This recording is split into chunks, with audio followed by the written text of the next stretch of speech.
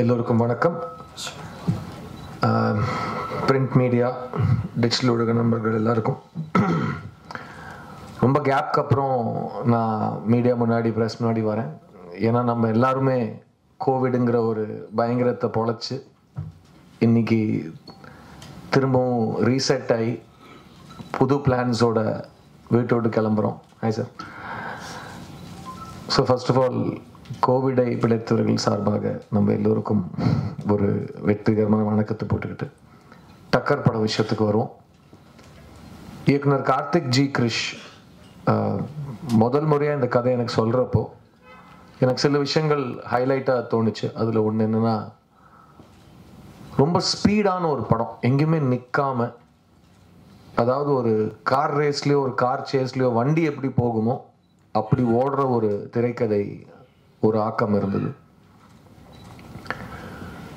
அப்புறம் டக்கருங்கிற டைட்டில் ஃபர்ஸ்ட்ல இருந்தது. ஏன் டக்கருன்னு நான் கேள்வி கேட்டப்போ, இப்போ டக்கருங்கிற வார்த்தைக்கு நீங்கள் பார்டர் தாண்ட தாண்ட மீனிங் மாறிக்கிட்டே இருக்கும். நார்த்தில் பார்த்தீங்கன்னா டக்கர்னா அந்த ஒரு நல்ல போட்டி, காம்படிஷன் அப்படிம்பாங்க.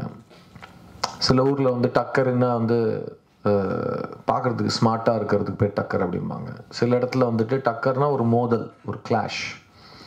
சில இடத்துல டக்கர்னா சூப்பர், டாப் டக்கர்னா இன்னும் சூப்பர்.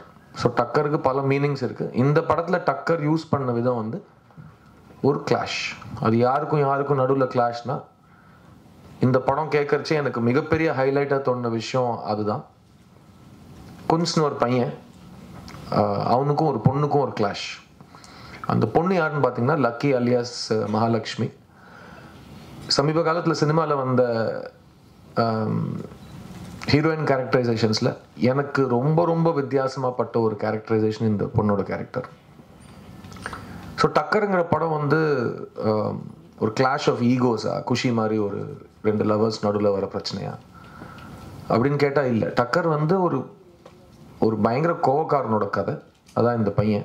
அவனுக்கு ஏன் கோவம்னா ரொம்ப சிம்பிளான கோவம். இந்த காலகட்டத்தில் இல்லை, எந்த காலகட்டத்துலேயும் இளைஞர்களுக்கு வர ஒரு கோவம் தான். எனக்கு பணக்காரன் ஆகணும், ஆக முடியல, அதனால கோவம்.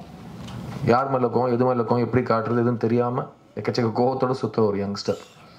அவன் வாழ்க்கையில் நடக்கிற காம்ப்ளிகேஷன்ஸ், அதில் நடக்கிற ஓட்டம், அதில் நடக்கிற ஆப்போசிஷன், அதை எப்படி அவன் மீண்டு வந்தான், அது எல்லாமே இந்த படத்தோட சென்டர். ஆனால் ஜென்ரலாக ஒரு பையன் இருப்பான், அவனுக்கு ப்ராப்ளம் இருக்கும், பொண்ணை மீட் பண்ணுவான், காதலிப்பாங்க, அப்புறம் ஏதோ ஒரு பிரச்சனை வரும், பொண்ணோட அண்ணன் வருவான், இல்லை வில்லன் வருவான், வில்லனை சண்டை போடுவான், பொண்ணை எடுத்துகிட்டு போயிடுவான். அந்த ஸ்க்ரீன் பிளே இல்லாமல் இதில் வந்து எங்கேருந்து ஸ்டார்ட் ஆகுது எங்கே முடியுதுங்கிறது இந்த காரோட பிரயாணம் மாதிரி அது ஒரு ரொம்ப டிஃப்ரெண்ட்டாகவே சொல்லியிருக்காரு கார்த்திக். ஸோ இந்த கோவக்கார ஹீரோ இந்த கேரக்டரில் எனக்கு இது வரைக்கும் கோவக்கார கேரக்டர்ஸ் கொடுக்கப்பட்டிருக்குன்னா நிறையா கொடுக்கப்பட்டிருக்கு. சிலது பண்ணியிருக்கேன், சிலது பண்ணல. பண்ண ஃபிலிம்ஸில் கூட நிறைய இடத்துல கோவத்தை வந்து ஃபஸ்ட்டு ஸ்கிரிப்ட் ஸ்டேஜில் நிறைய சீன்ஸில் காட்டுவாங்க. அது ஷூட்டிங்க்கு போக போக போக நான் நடிக்கிற விஷயமா இருக்கட்டும், அதில் வந்து அக்ரெஷனும் வயலன்ஸும் அன்பும் குறைஞ்சிக்கிட்டே வரும், லவ் போர்ஷன்ஸ் ஏறிக்கிட்டே வரும். அது எனக்கும் என் டேரக்டர்ஸ்க்கும் நடுவில் பாஸ்டில் நடந்திருக்கு. ஸோ நான் கார்த்தியும் கேட்டேன், இந்த படத்தில் 5 ஃபைட்னா 5 ஃபைட் இருக்குமா, இல்லை கடைசி 2 ஃபைட்டு 3 பாட்டாக மாறிடுமானா, இல்லை இது எழுதினதே ஒரு ரஃப் அண்ட் டஃப் ஃபிலிம் தான். உங்களுக்கு இது வரைக்கும் எல்லோரும் சாஃப்டாக பார்த்துருக்காங்க, நீங்கள் ரக்கடாக ஒரு ரோல் பண்ணிங்கன்னா அது புதுசாக இருக்கும். நான் பண்ணுறதுக்கு ரெடி கார்த்தி. எனக்கு ஒரு நடிகனுக்கு எதுவுமே நான் பண்ணுவேன் பண்ண மாட்டேன்னு சொல்கிற விஷயம் கிடையாது. ஏற்றுப்பாங்களான்னு சொல்லிட்டு நடுவில் ஒரு 10 பேர் கருத்து சொல்லிட்டு இருப்பாங்க. உங்களுக்கு என்ன தோணுனா, அவங்க கிடக்குறாங்க சார், படத்தை நான் தான் எடுக்கிறேன், நான் அவங்களை காட்டுறேன், ஆடியன்ஸ் தியேட்டரில் ரெஸ்பான்ஸ் பண்ணுறாங்க, நீங்களே பார்த்துக்கோங்க. ஸோ அதில் ஒரு ஃபுல் ஒரு பிலீஃபில் இறங்கினது தான் இந்த டக்கர் படத்தோட ஷூட்டிங் டேஸு. இது வரைக்கும் பண்ண படங்கள், லாஸ்ட் 5-6 இயர்ஸில் பண்ண படங்களில் நிறைய நாள் ஸ்டண்ட் கால் ஷீட்டு, ஃபைட்டர்ஸோட சுற்றணும், அண்ட் நிறைய ஃபைட்டு, அதுக்கான நிறைய மெனக்கெடல், உடம்பு ஏற்றணும், நிறைய ப்ராக்டிஸ் எடுக்கணும். ஃபைட்டுனா நல்லா பண்ணாலே அடி விழும், நான் நிறையா சொதப்புவேன். ஸோ நிறைய அடி விழுந்துச்சு.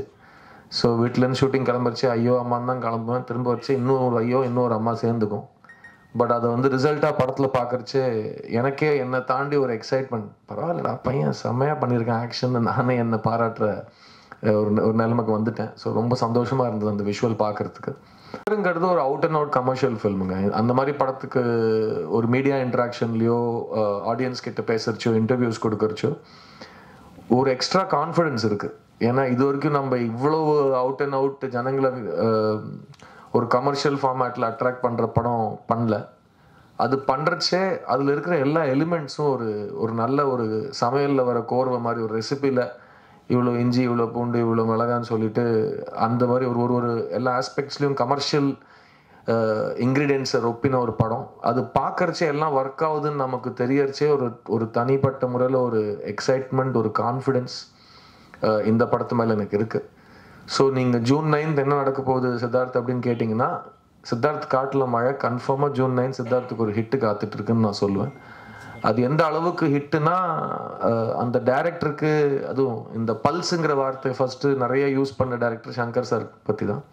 ஸோ அவரோட சீடரோட படத்தை பற்றியும் அதே தான் பேசுவாங்க. அந்த ஆடியன்ஸோட பல்ஸை புரிஞ்சுக்கிட்டு அவங்களுக்கு என்ன இந்த காலகட்டத்தில் என்ன வேணுமோ அதை நல்லாவே நிறைஞ்சு அவங்களுக்கு கொடுத்து ஒரு வெற்றியை சாதிக்க போகிற டைரக்டராக நான் கார்த்திக் கிரிஷை பார்க்குறேன்.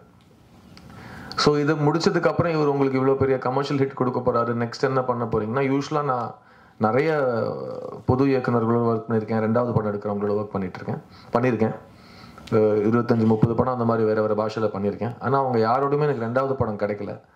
அதுக்கான காரணங்கள் வேறாக இருக்கலாம்.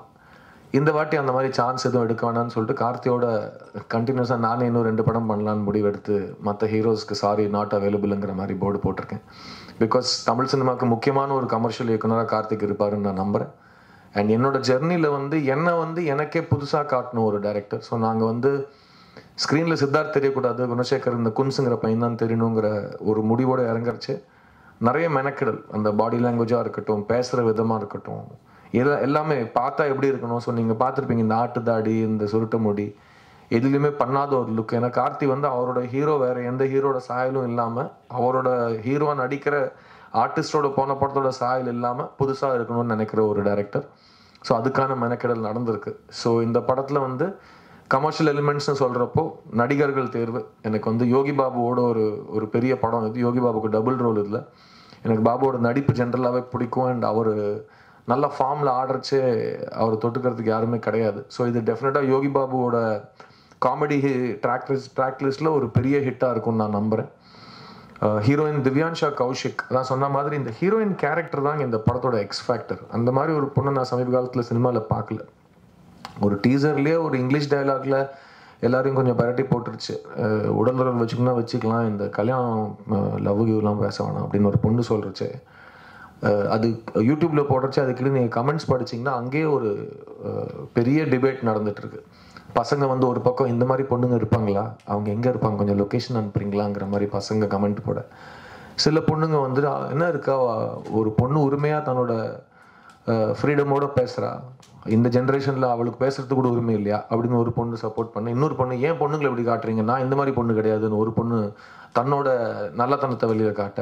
ஸோ இந்த மாதிரி ஒரே ஒரு டயலாக்ல இந்த லக்கிங்கிற பொண்ணு ஒரு விவாதத்தை கிளப்பிடுச்சு டீசரில். ஸோ அப்படி இருக்கிறச்சு அந்த மாதிரி ஒரு பொண்ணு படத்தில் இந்த ஹீரோவோட மீட் பண்ணுறச்சு அவங்க நடுவில் அந்த ஃபிசிக்ஸ், கெமிஸ்ட்ரி, பயாலஜி அதெல்லாம் எதனால ஒர்க் அவுட் ஆச்சு, எப்படி ஒர்க் அவுட் ஆச்சு, அதுக்கப்புறம் அவங்க அடுத்த முடிவை என்ன எடுத்துக்கிட்டாங்க, அதுக்கப்புறம் அவங்க சேர்ந்து இருந்தாங்களா இல்லை புட்டுக்குச்சா, இது எல்லாத்துக்கான ஒரு ஜேர்னி இந்த படத்தில் இருக்குது. ஸோ டெஃபினட்டாக இந்த படத்துக்கு அப்புறம் அந்த ஹீரோயின் கேரக்டரைசேஷனுக்கு தனிப்பட்ட முறையில் ஒரு ஃபேன் ஃபாலோவிங் இருக்கும்.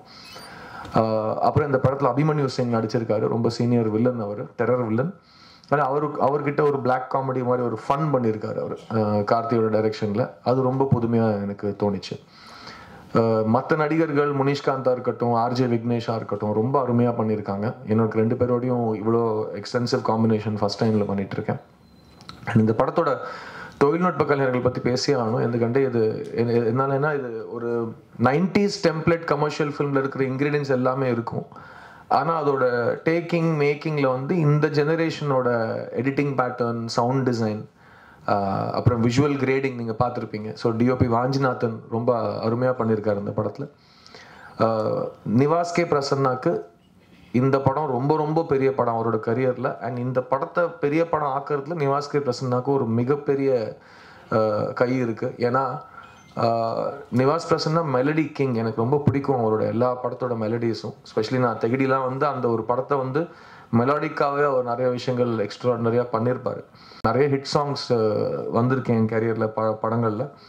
அந்த வரிசையில் Nira is a really special song Nivas. So அவர் கொடுத்த ஆல்பம் அப்புறம் ரெயின்போ திரளுங்கிற பாட்டு சிம்பு பாடியிருக்காரு. அண்ட் அந்த பாட்டோட விஷுவல்ஸும் ரொம்ப நல்லா வந்திருக்கு. அண்ட் ஓவரால் ரீரெக்கார்டிங்காக இருக்கட்டும், இந்த படத்தில் ஒரு மூடு கிரியேட் பண்ணுறதா இருக்கட்டும், இது வந்து ஒரு நான் ஸ்டாப் என்டர்டெய்னர் நான் சொன்ன மாதிரி. ஸோ அதில் வந்து மியூசிக் ஒரு மிகப்பெரிய பங்கு இருக்குது. அண்ட் இந்த படத்துக்கு அப்புறம் ஐ திங்க் நிவாஸ் பிரசன்னோட ஒர்க்கை பற்றி, அவர் போட்ட இன்புட்டு, கார்த்திக்கும் அவருக்கும் இருக்கிற கெமிஸ்ட்ரி பற்றி நம்ம நிறைய பேசுவோம்னு நான் நம்புகிறேன்.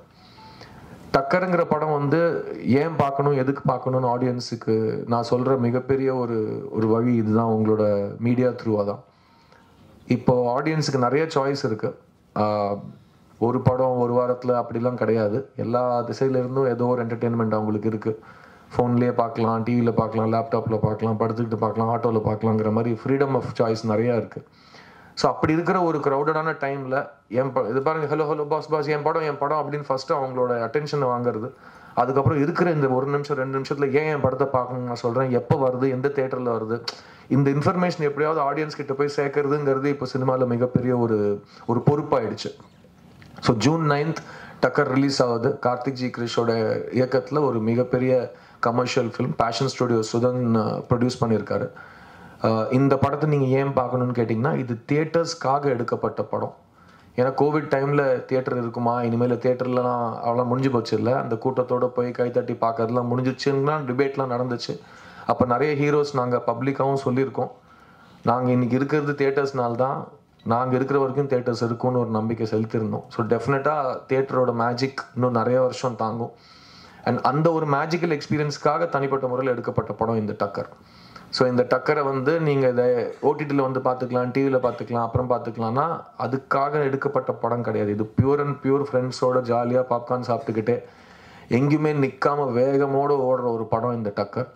ஸோ டெஃபினட்டாக நீங்கள் ஜூன் 9th டிக்கெட் எடுத்து தியேட்டரில் உட்காந்து இந்த படத்தை பார்த்தீங்கன்னா, இந்த படம் அந்த காரணங்களுக்கு உங்களை கண்டிப்பாக டிசப்பாயிண்ட் பண்ணாது. இது ஒரு terrific entertainer and it's a fun summer film. And Tamil சினிமாவுக்கு இந்த சம்மரில் வர ஃபில்ம்ஸில் இந்த படம் தனி இடத்த பிடிக்கும். அண்ட் அதை பற்றி நம்ம ரிலீஸ்க்கு அப்புறம் கண்டிப்பாக பேசுவோம்னு நான் நம்புகிறேன்.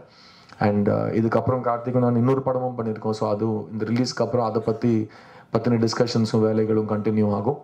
ஸோ இது எனக்கு ரொம்ப முக்கியமான ஒரு வருஷம். நான் August 29th வந்தால் பாய்ஸ் படம் ரிலீஸ் ஆகி 20 வருஷம் ஆகுது. ஸோ இந்த 20 வருஷத்தில் நான் நிறைய கற்றுட்ருக்கேன். அண்ட் அடுத்த 20 வருஷத்துக்காக நிறைய ஆயுதங்களும் ரெடி பண்ணிகிட்ருக்கேன். ஸோ ரொம்ப ஒரு அதிர்ஷ்டசாலியான ஒரு லைனப் எனக்கு மாட்டிருக்கு. அது மாட்டிருக்குன்னு சொல்கிறத விட எல்லாமே டைம் ஆகும் நம்ம ரெடி பண்ணி சேர்த்து கொண்டு வரதுக்கு. நடுவில் 2 வருஷம் எல்லாருமே நொண்டிட்டோம். ஸோ அதுலேருந்து திரும்ப வந்து எல்லா சரக்கையும் சேர்த்து வச்சுக்கிட்டு திரும்ப வரைச்சி அடுத்த 1 வருஷம் 2 வருஷத்தில் எனக்கு ரொம்ப எக்ஸைட்டிங்கான ஒரு லைனப் இருக்குது. அதுக்கு நான் ரொம்ப நன்றி கடன் பட்டிருக்கேன். கரெக்டான ஃபில்ம் மேக்கர்ஸ், கரெக்டான ஸ்கிரிப்ட்ஸ், கரெக்டான டைம். ஸோ எல்லா ஆப்பர்ச்சுனிட்டிஸையும் மேக்ஸிமம் யூஸ் பண்ணி எனக்கும் என்னோட ஆடியன்ஸ்க்கும் நடுவில் ஒரு தூரம், பிகாஸ் ஆஃப் இந்த டைமில் கோவிட்க்கு அப்புறம் திரும்ப கரெக்டான டைமுக்கு ஒரு படத்தை போய் தியேட்டரில் சேர்க்கணுங்கிற அக்கறை. ஸோ இப்போ எல்லா ப்ரொடியூசர்ஸோடையும் I'm working very closely. So அந்த ஒரு ஜேர்னியில் ஃபஸ்ட்டு ஸ்டெப் இந்த டக்கர். ஸோ நான் சொன்ன மாதிரி நான் ரொம்ப கான்ஃபிடண்ட்டாக இருக்கேன். ஜூன் 9th எனக்கு ஒரு ஹிட் காத்துட்ருக்கு. அது எவ்வளோ பெரிய ஹிட்டுங்கிறது நான் எவ்வளோ பேருக்கு இந்த இன்ட்ராக்ஷன்ஸில் மீடியாவில் எவ்வளோ ஆடியன்ஸ் மெம்பர்ஸ் இந்த படத்தை பற்றி அவேர்னஸ் தெரிஞ்சுக்கிறாங்க, இந்த மாதிரி ஒரு படம் வருது, இதை போய் கண்டிப்பாக பார்க்கணுன்னு அவங்களுக்கு கான்ஃபிடென்ஸ் வரணும். அந்த கான்ஃபிடென்ஸ் வர அளவுக்கு இந்த படத்தோட ட்ரெய்லர் வந்திருக்கு, இந்த படத்தோட பாடல்கள் இருக்குது, இந்த படத்தோட பப்ளிசிட்டி எல்லாமே நடந்திருக்கு. ஸோ ஒரு நல்ல கிரேஸ் இருக்கிற சப்ஜெக்ட். உங்கள் எல்லாரோட ஹெல்ப்போடையும் சப்போர்ட்டோடையும் கண்டிப்பாக டக்கர் போய் டக்கரான ஒரு ரிசல்ட்டை சேர்க்கும்னு நான் நம்புகிறேன். ஸோ இந்த ப்ரெஸ் மீட்டில் இவ்வளோ நாள் கேப்பு, டெஃபினட்டாக இதுக்கப்புறம் அடுத்ததுக்கு இவ்வளோ கேப் இருக்காதுன்னு நம்புகிறேன். So thank you for all your support. And இப்போ தான் நான் ஸ்டேஜ் ஏறுறதுக்கு முன்னாடி நிறைய பேர் பர்சனலாக ரொம்ப பாசிட்டிவாக நிறைய சப்போர்ட்டிவான விஷயங்கள் சொன்னீங்க. உங்களோட சப்போர்ட் எல்லாமே அது வந்து அதுக்கு தேங்க்ஸ் சொல்லணுமா இல்லை நல்ல வேளை அது இருக்குன்னு அதுக்காக ஒரு நன்றி கடன் படமும் அதுவும் சேர்த்து தான். So I'm very grateful for all the support. And இன்னும் எதிர்பார்ப்புகள் வச்சுக்கோங்க, பிகாஸ் ஒரு நடிகனுக்கு எவ்வளோ எதிர்பார்ப்பு இருக்கோ அவ்வளோதான் வேலைக்கு போகிறதுக்கு அவ்வளோ உற்சாகமாக இருக்கும். So thank you so much for coming today. And Takkar படத்துக்கு உங்கள் ஆசீர்வாதத்தை கொடுங்க. And spread the word. June 9 தியேட்டரில் சந்திப்போம்.